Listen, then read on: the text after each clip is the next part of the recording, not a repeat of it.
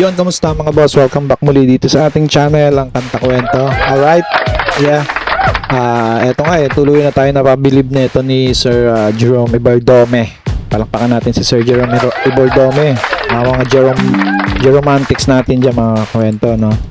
So mga kwento ngayon, meron tayong bagong re-reakan. Ako, pinakinggan ko ito nung umpisa Pero sabi ko, teka, parang magandang reakan to kasama yung mga Jeromantics natin dyan Ang title nito is excuse me. Title nito is If I Can Dream, no? Kinanta nila to kasama yung si Sir RJ. Yan. YouTube channel nito is RJ Production. Yan, subscribe nyo po ito, no? Meron na itong 102k views. Yan, 3 months ago. Yan. Grabe, sobrang late ko na yata talaga. 3 months ago na pala to, last year pa to, October. So, teka lang, bago tayo tuloy mag-start, no? Pumunta kay Elvis Presley ng Pinas, hingin ko muna ang inyong like, share, and subscribe po dito sa ating channel na 82 na po tayo, malapit na mag 100. Sana makasama ko kayo maabot ng 100 na to at maidikit natin yan dyan sa likod. Alright, thank you. Palakpakan ulit natin si Sir Jerome Ibardome. So let's go, punta tayo dito. Medyo pang-alupitan na naman tong ating re-reakan na to. Sama-sama tayo, no? Magkakaroon tayong post and play dito. So kung naiinip kayo, gusto nyo mapanood ng buo, punta na po kayo dito kay Sir RJ Production. Yan, subscribe nyo po yan. So let's go, let's do this. Yeah, Legend Night.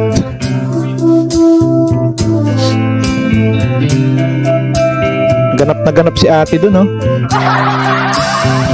Yeah. There must be lights burning brighter. The first line pa lang. Got to be birds flying higher in a sky more blue. If I can dream of a better land. Grabe, no? Try ko minsan pumikit.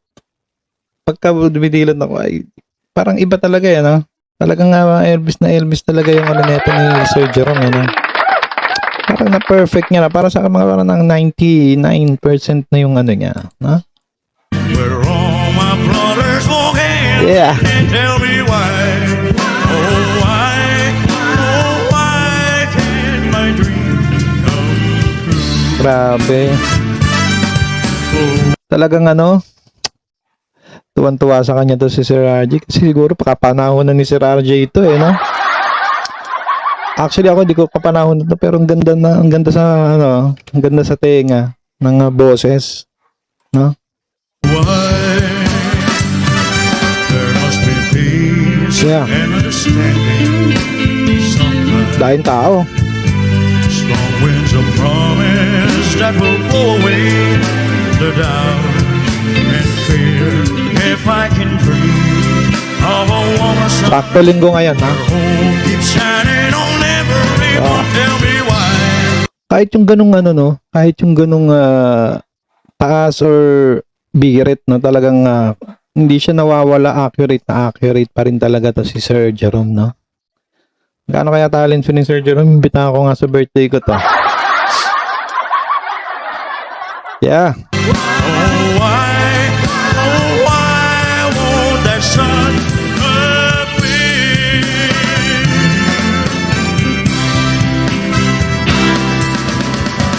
We're lost in a cloud. If I Can Dream ang title nito as Elvis Presley. So, ano ba to? Elvis Presley ba talaga tong song na to? Sorry, di ko ni-research pero feeling ko Elvis to, or kung hindi man kumbaga binersion, or hindi ko alam, sure. So, ito pala si Jerome is kaka 20 lang last year ng October, no? We're too much to rain. Pero ang lupit na. We're trapped in a world You know, that's struggle with pain. But as long as a man has the strength to dream, he can redeem his soul and fly.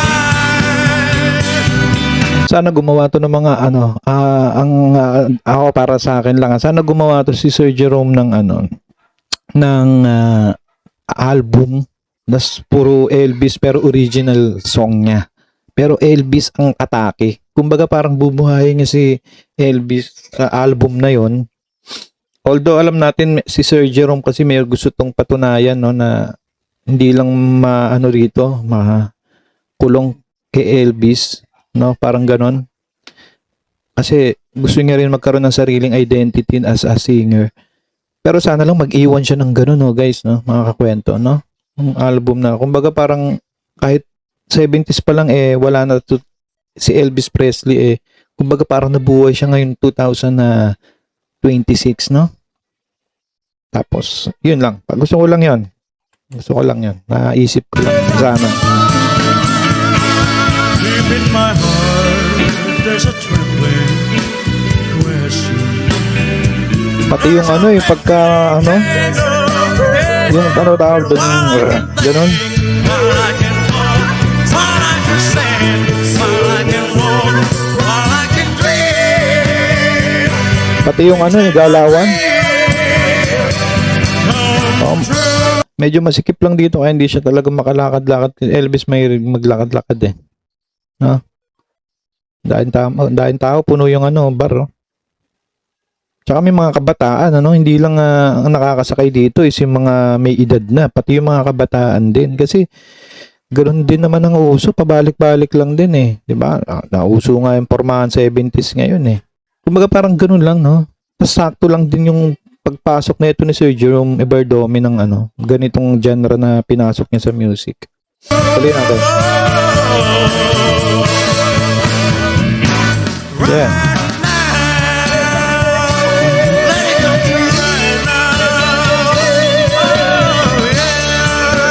Grabe, no? Paano natin?